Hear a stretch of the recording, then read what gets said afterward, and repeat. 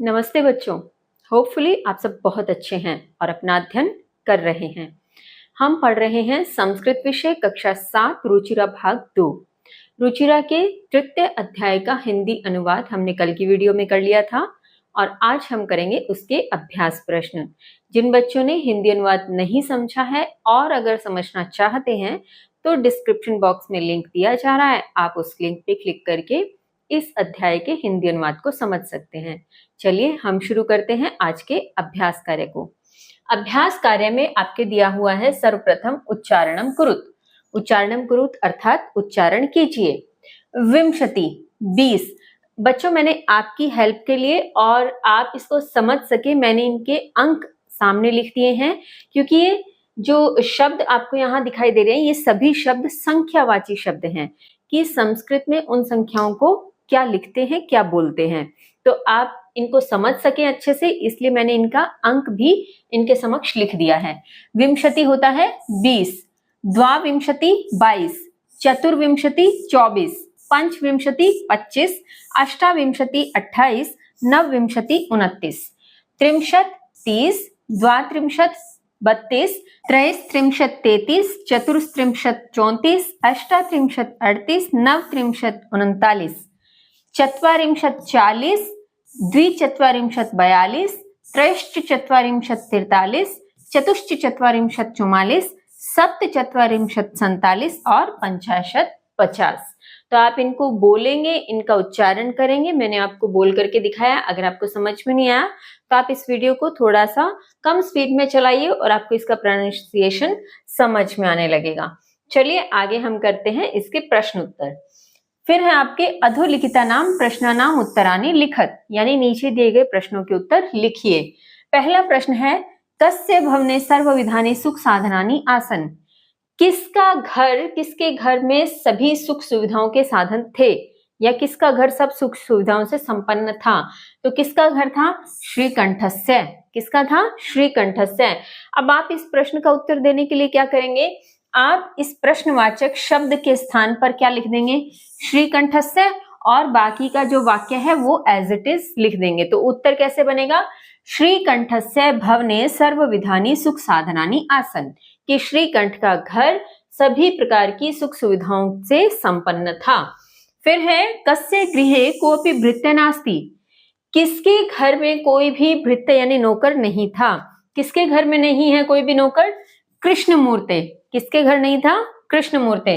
Same process यहाँ apply करेंगे। आप इस प्रश्नवाचक शब्द कस्य के स्थान पर लिख देंगे कृष्णमूर्त है, और बाकी का जो वाक्य होगा आप जस का तस यहाँ लिख देंगे। तो उत्तर कैसे बनेगा? कृष्णमूर्ते है गृहे कोऽपि भृत्यः नास्ति। फिर है श्रीकंठस्य आतिथ्यम के अकुर्वन्। श्रीकंठ का आतिथ्य किसने किया, किनके द्वारा किया गया या किसने किया। तो उत्तर क्या आएगा? कृष्णमूर्ते तस्य माता पिता च, क्योंकि कृष्णमूर्ति और उसके माता पिता ने मिलकर किया था, तो हम पूरा लिखेंगे कृष्णमूर्ते है तस्य माता पिता च। तो उत्तर कैसे बनेगा? अब यहाँ पे के स्थान पर आप लिखेंगे के, यहाँ प्रश्नवाचक शब्द है। श्रीकंठस्य आतिथ्यम कृष्णमूर्ते तस्य माता पिता च अकुर्वन्। ठीक है, कि श्रीकंठ का आतिथ्य कृष्णमूर्ति और उसके माता पिता ने किया। फिर है सर्वदा कुत्र सुखम। हमेशा कहाँ सुख होता है? स्वावलंबने। स्वावलंबने यानी आत्मनिर्भरता में हमेशा सुख है। हम आत्मनिर्भर रहेंगे, किसी के ऊपर डिपेंड नहीं होंगे, निर्भर नहीं होंगे, तो हम अपने काम कभी भी कहीं भी कर पाएंगे। इसलिए आत्मनिर्भरता में सदैव सुख होता है। तो इस प्रश्नवाचक स्थान पर शब्द के स्थान पर आप क्या लगा देंगे? स्वावलंबने। और उत्तर कैसे बनेगा? सर्वदा स्वावलंबने सुखम। श्रीकंठः कृष्णमूर्तेः गृहं कदा अगच्छत्। श्रीकंठ कृष्णमूर्ति के घर कब आया? ठीक है, कब आया था? प्रातः नववादने। प्रातः नववादने। तो प्रश्नवाचक शब्द है कदा, और इसके स्थान पर आप क्या लिख देंगे? प्रातः नववादने। उसके पश्चात है कृष्णमूर्तेः कति कर्मकराः सन्ति। कृष्णमूर्ति के कितने कर्मकार हैं, यानी कृष्णमूर्ति ने क्या कहा था कि मेरे जो काम करने वाले हैं वो कितने हैं, तो उसने कहा था अष्टौ। कितने? अष्टौ। उत्तर कैसे बनाएंगे आप? कृष्णमूर्ते अष्टौ कर्मकराः सन्ति। ठीक है, आगे चलते हैं। आगे आपके दिया है चित्राणि गणित्वा तदध संख्यावाचक शब्दम लिखत। चित्रों को गिनना है और उसमें संख्यावाची शब्द लिखने हैं। बच्चों यहाँ पे सिर्फ इन्होंने कहा था कि इन चित्रों को गिन करके और संख्यावाची शब्द लिखना है, लेकिन जब हम कर ही रहे हैं तो मैंने जो चित्र में जो भी वस्तु है, जो भी चीज है, उसका नाम भी लिख दिया है ताकि आप उसको संस्कृत में समझ पाएं कि क्या कहते हैं। जैसे ये घड़े दिखाई दे रहे हैं, तो ये घड़े कितने थे? 18 घड़े थे। आप इन्हें जब काउंट करेंगे, गिनेंगे, तो ये 18 घड़े हैं। 18 को संस्कृत में कहते हैं अष्टादश। ठीक है, अष्टादश। और चूंकि ये घड़े हैं और बहुवचन में चला गया, 18 हो गए तो घटानी, घटह कहते हैं संस्कृत में। घड़े को क्या कहते हैं? घटह। एक हो तो घटह, इस तरह से। लेकिन उसका जब रूप बनाएंगे, चूंकि 18 घड़े हैं, तो हमने क्या लिखा? अष्टादश घटानी। उसके पश्चात ये भी संख्या में कितने हैं? 18 है। जब आप इनको काउंट करेंगे तो 18 के लिए फिर से अष्टादश शब्द का प्रयोग हो जाएगा और इन्हें संस्कृत में कहते हैं आम्र। तो यहाँ पे क्या बन जाएगा? आम्रानी, अष्टादश आम्रानी। उसके पश्चात है, ये आपको बॉल दिखाई दे रही होंगी, गेंद जिसको हम कहते हैं। गेंद को संस्कृत में कहते हैं कंदुक। क्या बोलते हैं? कंदुक। और ये अब जब आप इसको काउंट करोगे तो ये 15 है। 15 को कहते हैं पंचदश कंदुकानी, पंचदश कंदुकानी। ये आपको दिखाई दे रही है मोमबत्ती। मोमबत्ती को कहते हैं सिक्त वार्तिक, सिक्त वार्तिक। तो ये कितनी है? ये आप जब काउंट करेंगे तो 33 है। 33 को संस्कृत में कहते हैं त्रयस्त्रिंशत् और इसके लिए आ जाएगा सिक्त वार्तिकानी। उसके पश्चात है, ये आपको क्या दिखाई दे रही है? ये है कैंची। कैंची को संस्कृत में कहते हैं कंचक और ये चूंकि जब आप इसकी काउंटिंग करेंगे तो ये है 24। 24 के लिए आएगा चतुर्विंशति कंचकानी, चतुर्विंशति कंचकानी। ये है पत्ते। पत्तों को संस्कृत में कहते हैं पत्रम और चूंकि ये कितने हैं? 33। जब आप इसकी काउंटिंग करेंगे तो ये है 33। त्रयस्त्रिंशत् पत्राणी, त्रयस्त्रिंशत् पत्राणी। आगे चलते हैं। मंजूषातः अंकानां कृते पदानि चिन्युत। ये कह रहे हैं कि नीचे आपको कुछ अंक दिए हुए हैं, इन अंकों के लिए इस बॉक्स में से आपको सही पद चुनने हैं और लिखने हैं। अब ये है 28। 28 के लिए अष्टाविंशति, 8 और 20, 28 अष्टाविंशति। फिर है 27 सप्तविंशति, ये रहा। उसके पश्चात है 30। 30 को संस्कृत में कहते हैं त्रिंशत्। 30 के लिए क्या आ जाएगा? त्रिंशत्। 31 के लिए एक त्रिंशत्, 31 एक त्रिंशत्। उसके पश्चात है आपके 24 के लिए चतुर्विंशति। अभी हमने ऊपर लिखा भी था, इसकी बात भी की थी, तो आप बॉक्स में इसको टिक कर लेंगे और यहाँ लिख लेंगे। 24 के लिए चतुर्विंशति, 40 के लिए चत्वारिंशत् और 50 के लिए पंचाशत्। ठीक है, इस प्रकार से आप इसको करेंगे। इसके आगे चलते हैं। आगे आपके प्रश्न दिया हुआ है, चित्रम दृष्ट्वा मंजूषात् पदानि च प्रयुज्य वाक्यानि रचयत। चित्र को देखकर नीचे दिए गए पद प्रयुक्त करते हुए वाक्यों की रचना करो। यानी चित्र देखना है और नीचे कुछ पद शब्द दिए हुए हैं, चित्र और शब्दों को देखते हुए इनका कॉम्बिनेशन करना है और उचित वाक्यों का निर्माण करना है। आइए देखें वाक्य कैसे बनेंगे। अब सबसे पहले आप चित्र देखिए। चित्र में पहले आपको एक किसान दिख रहा है। ठीक है, एक किसान दिख रहा है और ये किसान कुछ हल जोत रहा है, इस तरह से हमें लग रहा है।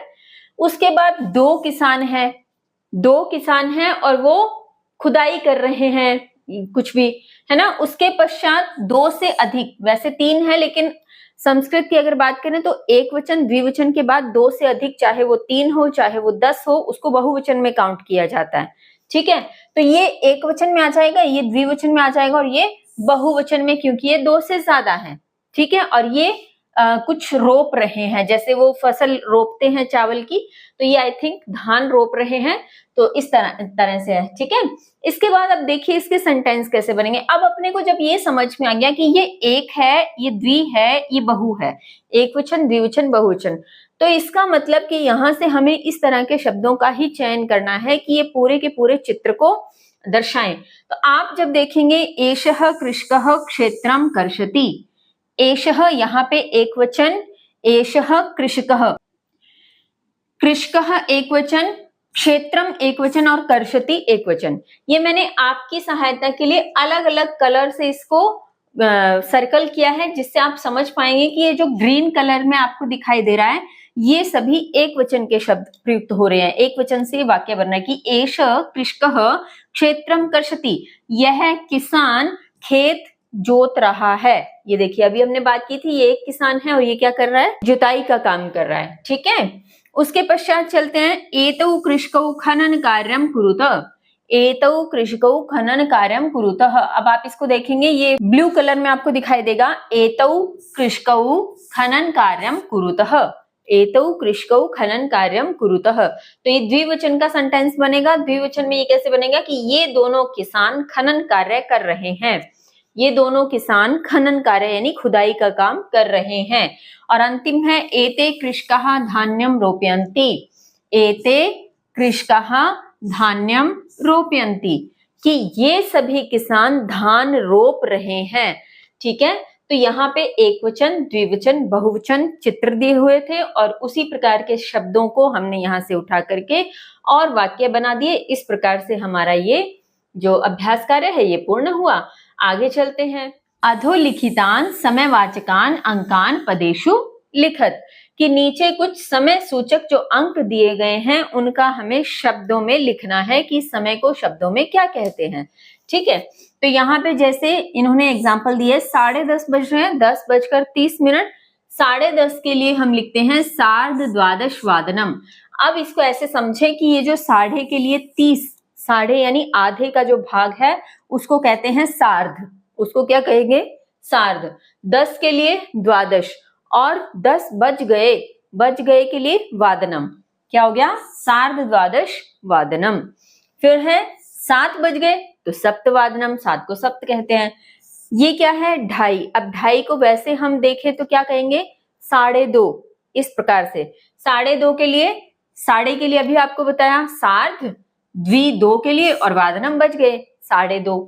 11 एकादश वादनम, 4:30 सार्ध चतुर्वादनम, 1:30 सार्धैक वादनम। ये सार्धैक बेटा सार्ध और एक ही है, जैसे इसको अगर अलग अलग करके लिखें सार्ध एक, ठीक है, बाकी वादनम तो है ही। तो इन दोनों को जब आप मिलाएंगे यहाँ पे वृद्धि संधि हो जाएगी, क्योंकि अ के पश्चात क्या रहा है, ए, तो ये दोनों मिलकर के आई बन जाएंगे। तो फिर जब इसको एक साथ लिखा जाएगा तो ये बन जाएगा सार्धैक वादनम। ठीक है, उसके बाद है पंचवादनम, फिर है 3:30 तो सार्ध त्रिवादनम, 9 बज रहे हैं तो नववादनम, 12:30 हो रहे हैं तो सार्ध द्वादश वादनम, 8 बज रहे हैं अष्टवादनम और 7:30 हो रहे हैं सार्ध सप्तवादनम। ये तो यहाँ पे जो आपके दे रखा है साढ़े से रिलेटेड या पूरे राउंड फिगर से रिलेटेड समय दे रखा है कि या तो 12:30 बजाए हैं, 3:30 बजाए हैं, 2:30 है, 7:30 है, और या फिर पूरे आपको दिखाए गए हैं 9 बजे हैं, 5 बजे हैं, 7 बजे हैं। लेकिन 7:15, सवा के लिए भी और उसके पश्चात पौने के लिए भी समय सूचक शब्द होते हैं। बच्चों इसके लिए मैं आपको रेकमेंड करूंगी कि कक्षा 6 की एक इसमें डाली है मैंने वीडियो, कक्षा 6 का चैप्टर शायद चैप्टर नंबर 4 है, तो आप उस चैप्टर की वीडियो जरूर देख लीजिएगा। वो समय पर ही निर्धारित है और आप उसे देख करके सभी समय सूचक शब्दों को अच्छे से समझ सकते हैं और आप घर में बैठे बैठे जब आपसे कोई भी समय पूछे तो आप बड़ी आसानी से संस्कृत में समय बता सकते हैं। तो उसका लिंक भी, मैं उस वीडियो का लिंक भी डिस्क्रिप्शन बॉक्स में डाल दूंगी। यदि आप देखना चाहें, समय को इजीली सीखना चाहें संस्कृत में, तो आप वहां से सीख सकते हैं। ठीक है, आगे चलते हैं। मंजूषातः पदानि चित्वा रिक्त स्थानानि पूरयत, कि नीचे कुछ शब्द दिए हुए हैं, उनमें से सही शब्द चुनकर रिक्त स्थान की पूर्ति करनी है। तो ये बॉक्स में आपके कुछ शब्द दिए हैं और हमें फिलिंग द ब्लैंक्स कंप्लीट करने हैं। जैसे मान के चलते हैं यहाँ भी फिलिंग द ब्लैंक है, हालांकि मैंने उत्तर लिखा हुआ, एक बार सपोज कीजिए कि यहाँ खाली स्थान है। ऋतवः भवन्ति, ऋतवः यानी ऋतुएं होती हैं। अब हमें पता होना चाहिए कि ऋतुएं कितनी होती हैं, 6 ऋतुएं होती हैं। तो 6 के लिए यहाँ क्या आ रहा है, षड ऋतवः भवन्ति। उसके पश्चात मासः भवन्ति, मास कितने होते हैं यानी महीने कितने होते हैं, हम सब जानते हैं कि 12 महीने होते हैं। तो 12 के लिए संस्कृत में यहाँ से क्या ले लेंगे, द्वादश। तो क्या बन जाएगा, मासः द्वादश भवन्ति। उसके पश्चात है एकस्मिन् मासे अथवा दिवसा भवन्ति, यानी एक महीने में इतने या इतने दिन होते हैं। तो कितने होते हैं, या तो 30 होते हैं या 31 होते हैं। तो यहां से हम क्या लेंगे, त्रिंशत अथवा एक त्रिंशत, कि 30 या 31 दिन होते हैं। फरवरी मासे सामान्यतः खालिस्तान दिनानि भवन्ति, ये हम सबको पता है कि फरवरी मास में सामान्यतः, यानी अगर लीप ईयर को छोड़ दें 4 वर्षों में आने वाले, तो सामान्यतः एवरेज के अकॉर्डिंग फरवरी में कितने दिन होते हैं, 28 दिन होते हैं। तो 28 के लिए यहाँ क्या दे रखा है, अष्टाविंशति, तो हम यहाँ उसको लिख देंगे। फरवरी मासे सामान्यतः अष्टाविंशति दिनानि भवन्ति। उसके पश्चात है मम शरीरे हस्तौ स्तः, मेरे शरीर में हाथ हैं। कॉमन सी बात है, हम सबको पता है कितने हाथ है हमारे शरीर में, 2। तो यहाँ क्या लिख देंगे, द्वौ हस्तौ स्तः, मेरे शरीर में 2 हाथ हैं। अब एक ध्यातव्य बिंदु यहाँ दिया हुआ है, इसको देख लेते हैं, बहुत नॉलेज के लिए है ये आपके, तो समझना जरूरी है।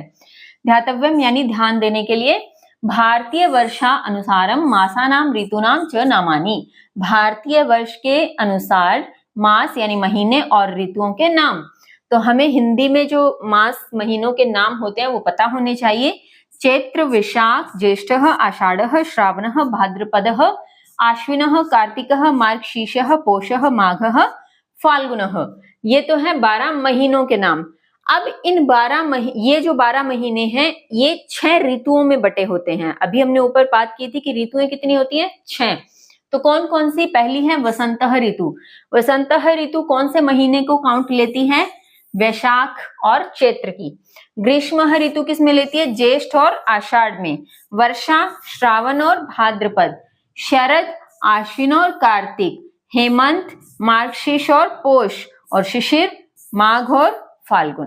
तो इस तरीके से ये 6 ऋतुओं में ये 12 महीने बटे हुए होते हैं, और इस प्रकार से आप इसको याद करेंगे, समझेंगे। उम्मीद करती हूँ आपको ये चैप्टर अच्छे से समझ में आ गया होगा। और अगर आपके कोई भी प्रश्न है इस अध्याय से संबंधित, कुछ समझ में नहीं आया या आप कुछ नया जानना चाहते हैं, तो आप कमेंट बॉक्स में मुझे कमेंट करिए, और समय मिलते ही मैं उसका उत्तर जरूर दूंगी। मिलते हैं अगले सप्ताह नए अध्याय के साथ। तब तक के लिए स्वस्थ रहिए, मस्त रहिए, पढ़ते रहिए।